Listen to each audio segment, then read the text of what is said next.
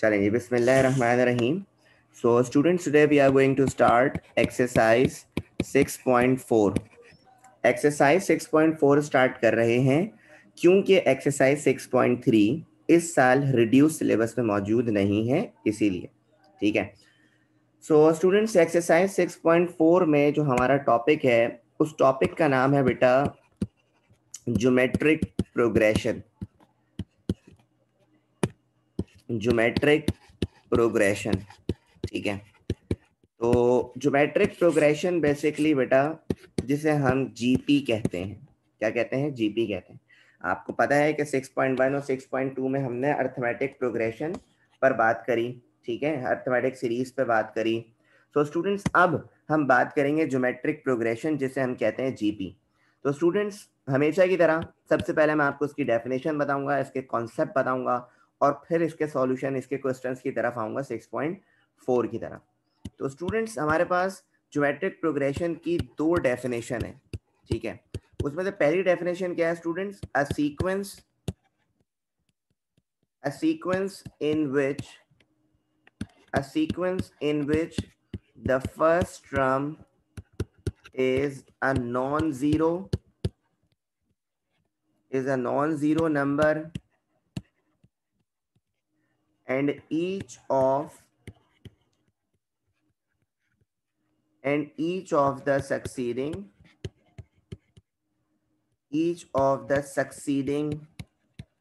term. अभी मैं सब कुछ बताता हूँ, उसके बारे में आप लोग फिक्र नहीं करें. Succeeding term is formed by multiplying the previous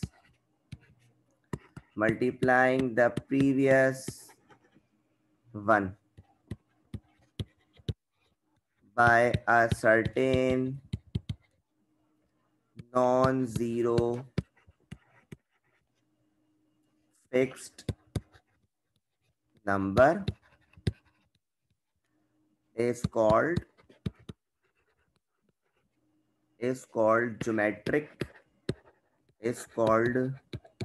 geometric sequence. अच्छा जी, अब जरा इसको हम समझते हैं कि ये बात क्या हो रही है. स्टूडेंट्स, अगर आप याद करें, जब हम अर्थमेटिक प्रोग्रेशन पढ़ रहे थे तो अर्थमेटिक प्रोग्रेशन में हमारे पास जो सीरीज थी, जस्ट लाइक ये सीरीज थी ना, फर्स्ट टर्म को ए कहते थे, सेकंड को a+2 कहते थे, थर्ड को a+3 कहते थे, और फिर a+4 और फिर चलते चलते जा रही थी और आखिर तक पहुंच रहा था किस पे? a+n-1 इंटू डी पे. सही है.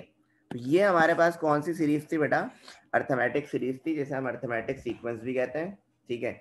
इसके अलावा हम एक और चीज देखते थे अर्थमेटिक सीक्वेंस में, कि अगर दिया हुआ है 2, 4, 6, 8, 10, कि सर अर्थमेटिक सीक्वेंस की पहचान ये होती थी कि बीच में जो नंबर होता था वो सेम होता था. जैसे 2 में 2 प्लस करोगे तभी 4 होगा, 4 में 2 प्लस करोगे तभी 6 होगा, 6 में 2 प्लस करोगे तभी 8 होगा, 8 में +2 करोगे तभी क्या होगा? 10 होगा. मतलब एक फिक्स नंबर होता था, ये किस सीरीज की बात कर रहा था? मैं अभी थोड़ी देर पहले आपसे एपी की बात कर रहा था.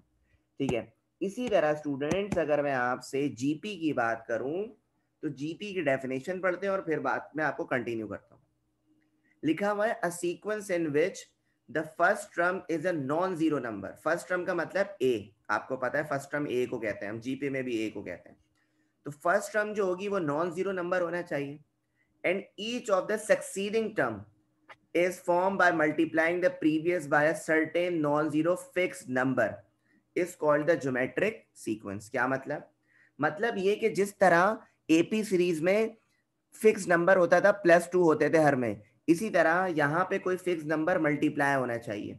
क्या होना चाहिए? मल्टीप्लाई होना चाहिए. जैसे 2, मैं यहाँ पे शो करता हूँ, जैसे 2, 4, 8, 16 एंड डॉट डॉट डॉट.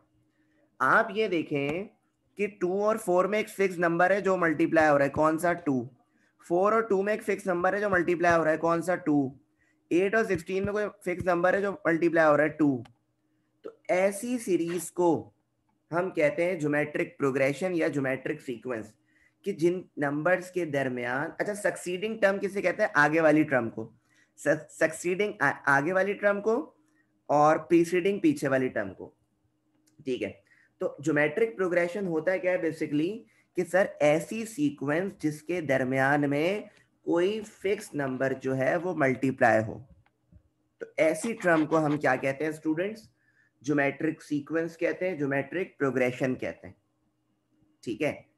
तो क्या आप लोगों को मेरी थोड़ी बहुत बात समझ आई? से यस और no, just reply on chat option.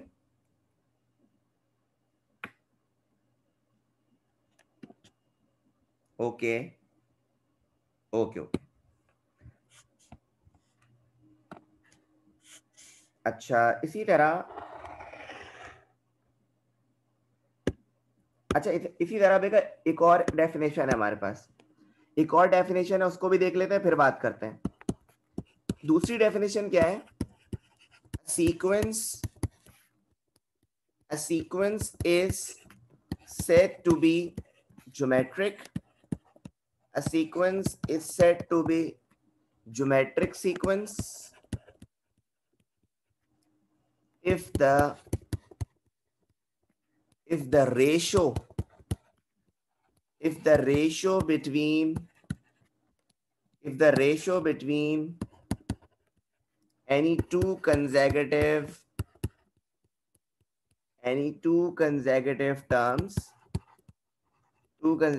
terms taken in order in the same, whenever these terms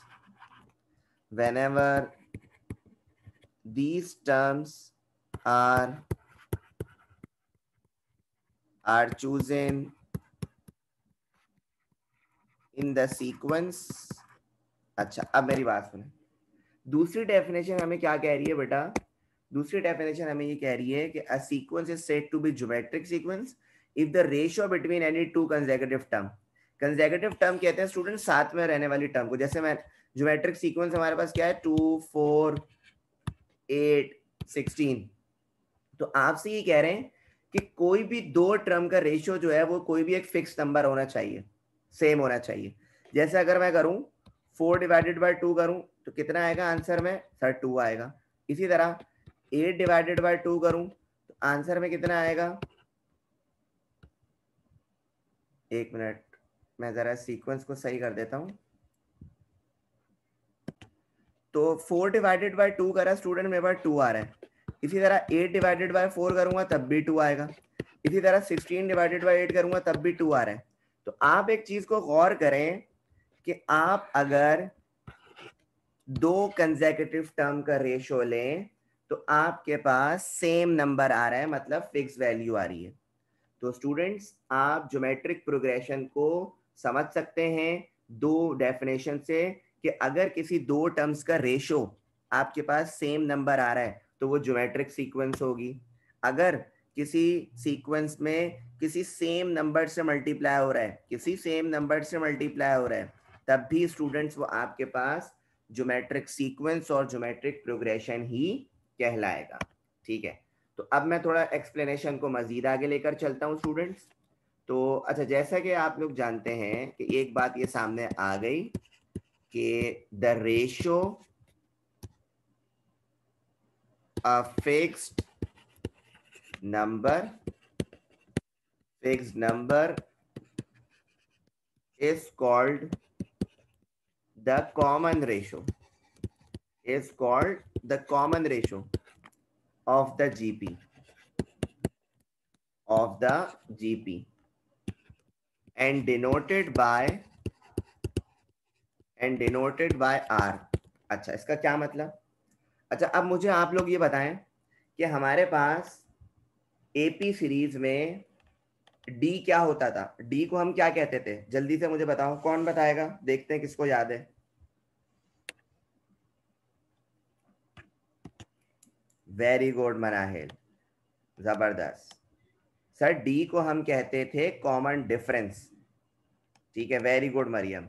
D को हम क्या कहते थे, कॉमन डिफरेंस। क्यों? क्योंकि सर उस सीरीज में डिफरेंस कॉमन होता था, इसीलिए हम कहते थे कॉमन डिफरेंस। इसी तरह इस सीरीज में रेशो कॉमन है। इस सीरीज में क्या है बेटा सर, रेशो कॉमन है। तो इसीलिए स्टूडेंट्स हम आर को डिनोट कर रहे हैं कॉमन रेशो से। वहां पे डी करते थे और यहाँ पे आर कर रहे हैं, क्योंकि यहाँ पे रेशो सेम आ रहा है।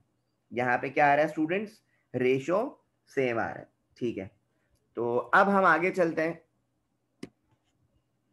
अब हम जो है आगे कहाँ चलते हैं, जिस तरह हमने स्टैंडर्ड फॉर्म बनाई थी एपी की, इसी तरह हम जीपी की भी स्टैंडर्ड फॉर्म बनाएंगे और इसका फॉर्मूला निकाल लेंगे। तो standard form of a GP,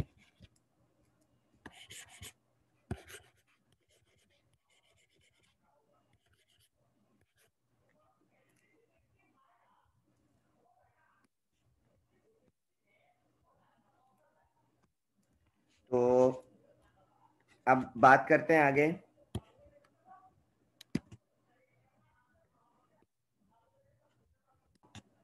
so student standard form of a GP में आपने यहाँ पे लिखा, इफ द फर्स्ट टर्म,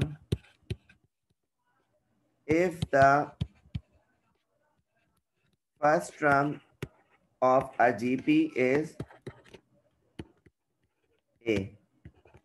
ठीक है, जीपी की फर्स्ट टर्म को भी ए कहते हैं, जिस तरह हम अर्थमेटिक प्रोग्रेशन की भी, अर्थमेटिक सीक्वेंस की भी फर्स्ट टर्म को ए कहते थे, इसी तरह जीपी के सीक्वेंस को भी ए कहते हैं।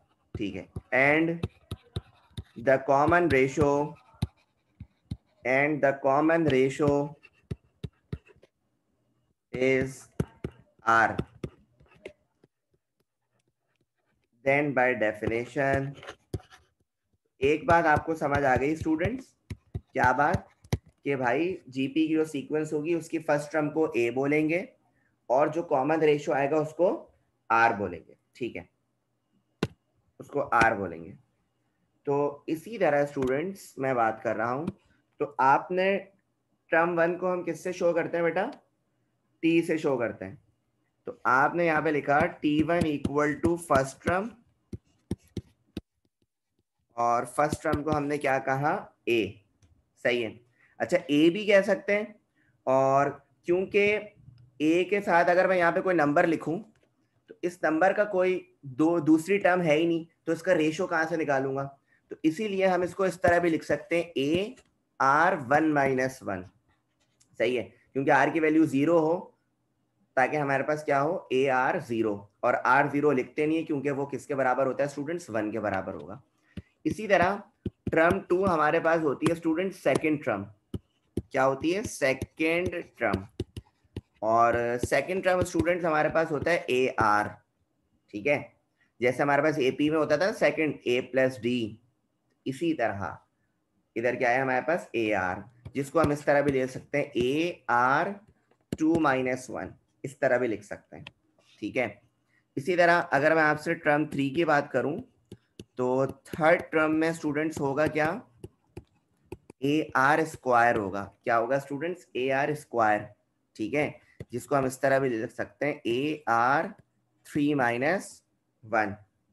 ठीक है, बताओ मुझे टर्म 4 का फॉर्मूला क्या बनेगा मेरे पास, जल्दी बताओ मुझे, जीपी में कौन बताएगा,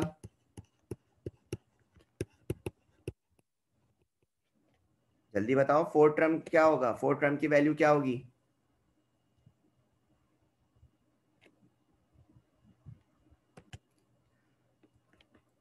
सो सर हमारे पास फोर्थ टर्म हो जाएगा ए आर क्यूब, जिसका मतलब ए आर 4-1।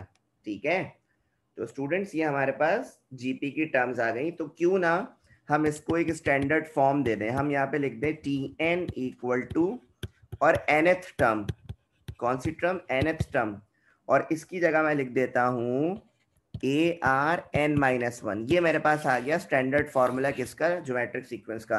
n-1 क्यों कर रहा हूं, क्योंकि आप देखें 1 2 3 4 ये चलता जाएगा, तो हम यहाँ पे कोई भी नंबर लिखें उसे -1 करा दें। क्या करा दें, -1 करा दें। सो स्टूडेंट्स ये आपके पास आ गया स्टैंडर्ड फॉर्म ऑफ जीपी। ठीक है, तो आप यहाँ पे लिख सकते हैं where Tn is called the general term or nth term, general term or nth term of the sequence ठीक है। तो आपके पास क्या आ रहा है, ए आर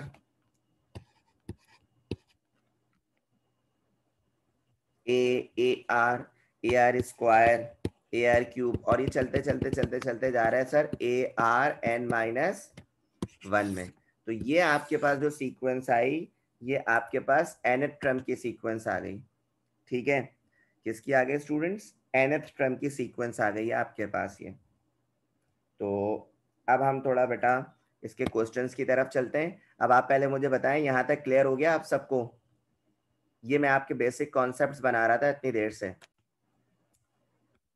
तो स्टूडेंट्स अब हम स्टार्ट करते हैं एक्सरसाइज 6.4, और एक्सरसाइज 6.4 में क्वेश्चन नंबर 1 आपके पास है find the indicated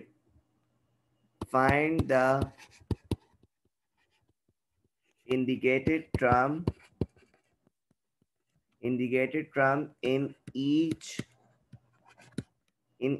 of the following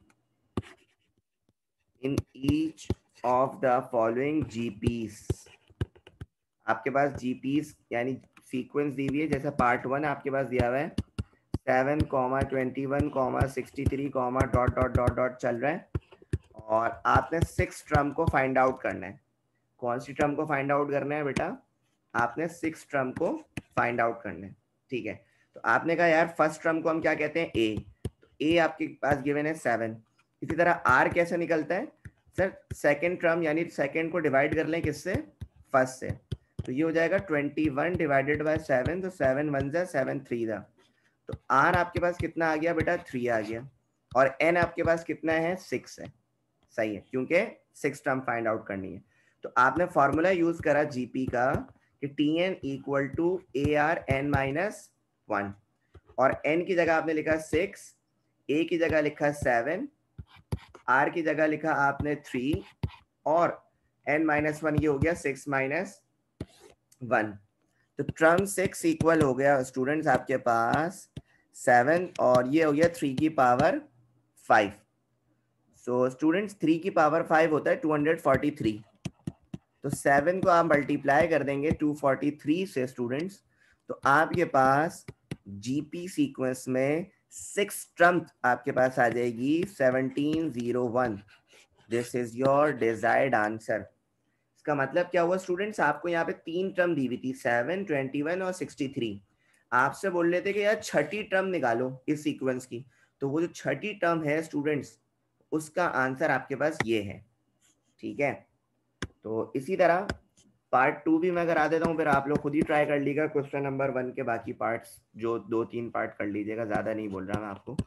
तो 32, 16, 8 और डॉट डॉट डॉट डॉट चलते चलते यहाँ पे लिखा हुआ है 9th टर्म। ठीक है, तो आपको 9th टर्म जो है वो फाइंड आउट करनी है। तो आपने कहा यार फर्स्ट टर्म को हम क्या कहते हैं, 30 ए कहते हैं, और कॉमन रेशियो निकालते हैं कि T2 डिवाइडेड बाय T1 कर लें, तो ये हो जाएगा 16 डिवाइडेड बाय 32। जब सॉल्व करोगे आंसर आ जाएगा 1/2, और n दिया हुआ है स्टूडेंट्स आपको कितना, 9 दिया हुआ है। तो आपने क्या करा, फॉर्मूला आपके पास क्या है, Tn equal to A r n minus 1। तो n की जगह लिखा आपने 9, a की जगह लिखा 32, r की जगह आपने लिखा 1/2, और यहाँ पे लिख दिया आपने n माइनस 1। टर्म 9 इक्वल हो गई स्टूडेंट 30। अच्छा ये 32 है, अगर आप इसको थोड़ा सॉल्व कर लें इस तरह, अच्छा रुक जाओ, 32 और ये आ जाएगी 1/2, और होल पावर कितनी हो जाएगी 8। तो इसको अगर आप सॉल्व कर लें कुछ इस तरह कि 32, तो 1 पर भी पावर 8 है, और 2 पर भी पावर 8 है। आपको पता है 1 पे कुछ भी पावर है उसने रहना तो 1 ही है। और 2 की पावर 8, 2 की पावर 8 का आंसर इससे बेहतर है ये कर लो, 2 की पावर 5 मल्टीप्लाई बाय 2 की पावर 3। इससे फायदा ये होगा 2 की पावर 5 होता है 32 और 32 से 32 क्या हो गया कैंसिल। तो आपके पास टर्म 9 हो गया 1/2 की पावर 3 और 1/2 की पावर 3 होती है स्टूडेंट्स 8। तो टर्म 9 जो स्टूडेंट्स आपके पास होगी वो आपके पास कितनी होगी 1/8 होगी। ठीक है, तो ये था स्टूडेंट्स आपके पास क्वेश्चन नंबर 1 जिसके मैंने आपको कुछ पार्ट्स करवा दिए। बाकी 1-2 पार्ट आप लोग खुद ट्राई कर लीजिएगा ताकि आपको फॉर्मूला वगैरह जैसे ये फॉर्मूला वगैरह है वो याद हो जाए। ठीक है, इसी तरह स्टूडेंट्स अब मैं आपसे बात कर रहा हूँ क्वेश्चन नंबर 2 में, और क्वेश्चन नंबर 2 में आपके पास लिखा हुआ है find the GP, find the GP in which, मतलब ये कि सर हमें जीपी की सीक्वेंस निकालनी है। क्या निकालनी है? सीक्वेंस निकालनी है। तो पार्ट 1 आपके पास गिवन है जिसमें आपके पास थर्ड टर्म का आंसर दिया हुआ है 10 और फिफ्थ टर्म का आंसर दिया हुआ है 2 1/2 यानी मिक्स फ्रैक्शन में दिया हुआ है आपको ये।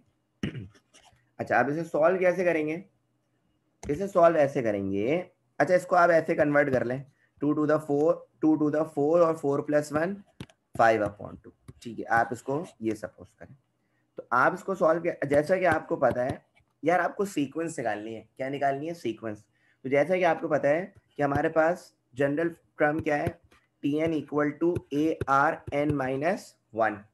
ठीक है, तो ये आपके पास जनरल फॉर्मूला है। तो आपने कहा यार पहले टर्म 3 है तो आपने यहाँ पे लिखा फॉर n = 3 और आपने इस पर पुट कर दिया टर्म 3 = a तो पता नहीं है, r भी पता नहीं है, तो यहाँ पे लिख दिया 3 - 1।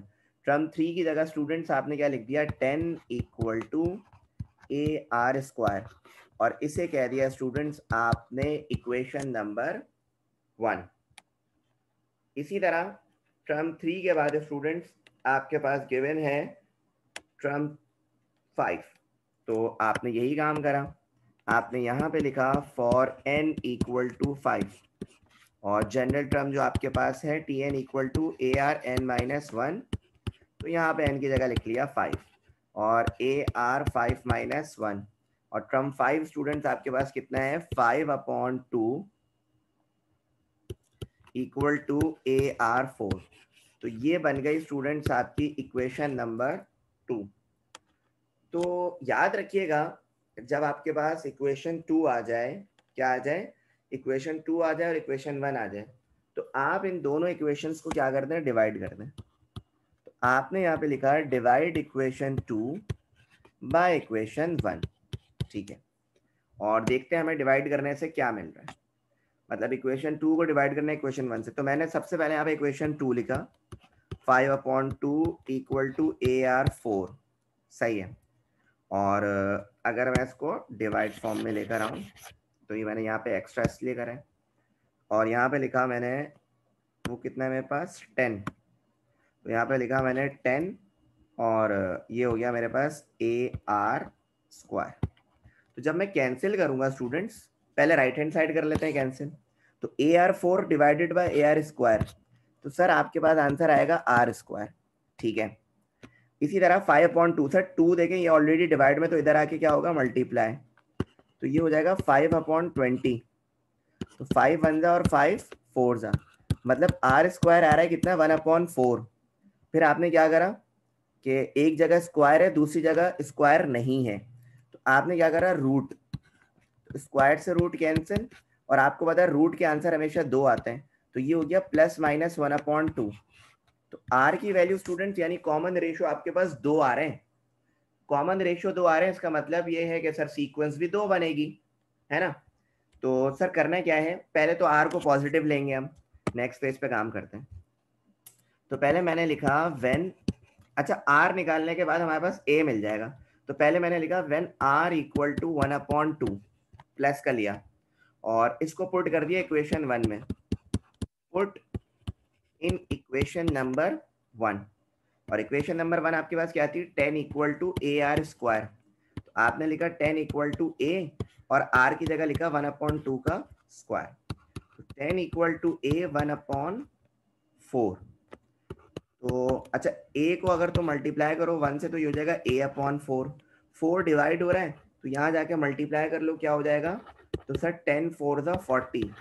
तो स्टूडेंट्स याद रखें आप कि r को 1/2 पुट करने से a कितना आ रहा है, 40। मतलब मैं यहाँ पे लिख लेता हूँ कि a इक्वल टू 40 और r इक्वल टू 1/2।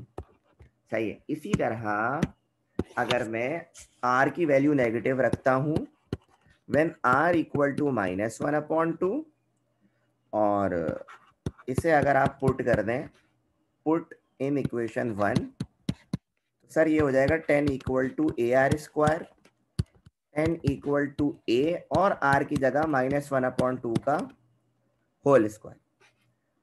तो 10 इक्वल टू ए और ये हो जाएगा 1/4, है ना।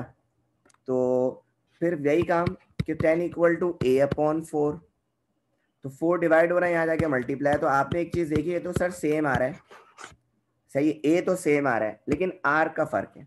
तो ए इक्वल टू 40 और आर हमने कितना लिया है इधर, -1/2। तो हमारे पास यहाँ पे 2 सीक्वेंस बन रही है स्टूडेंट्स। कितनी सीक्वेंस बन रही है, 2 सीक्वेंस। अगर हम इस सीक्वेंस की बात करें, अगर मैं इसको लेकर चलूं आगे,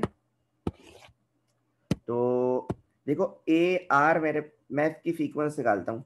सीक्वेंस तो तुम्हें पता है ना, अभी हमने थोड़ी देर पहले सीक्वेंस निकाली थी। सर कौन सी सीक्वेंस की बात कर रहे हैं, मैं आपको बता देता हूँ।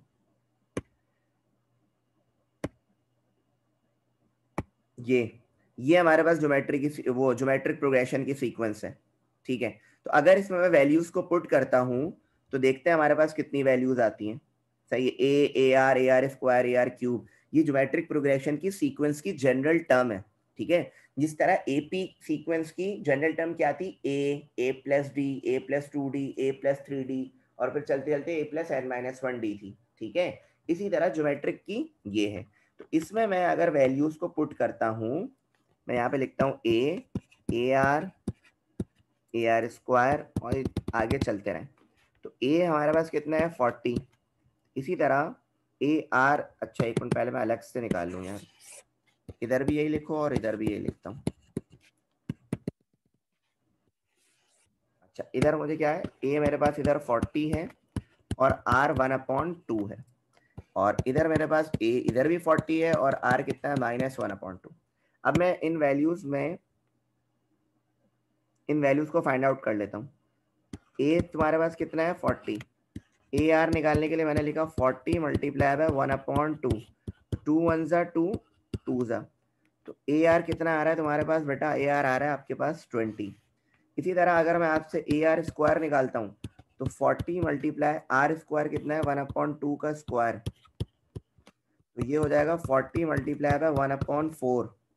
4 1 ज़ा 4, 10 ज़ा, तो ये कितना आ रहा है आपके पास, 10 आ रहा है, ठीक है। तो इसी तरह स्टूडेंट्स हमारे पास इसकी सीक्वेंस क्या बनी, इसकी सीक्वेंस बनी, इसको अलग मैं उससे लिख देता हूँ। इसकी सीक्वेंस बनी बेटा हमारे पास, आप इस तरह लिखोगे, सो जीपी बिकम्स ए कितना है, 40, ए आर कितना आया, 20, ए आर स्क्वायर कितना आया, 10।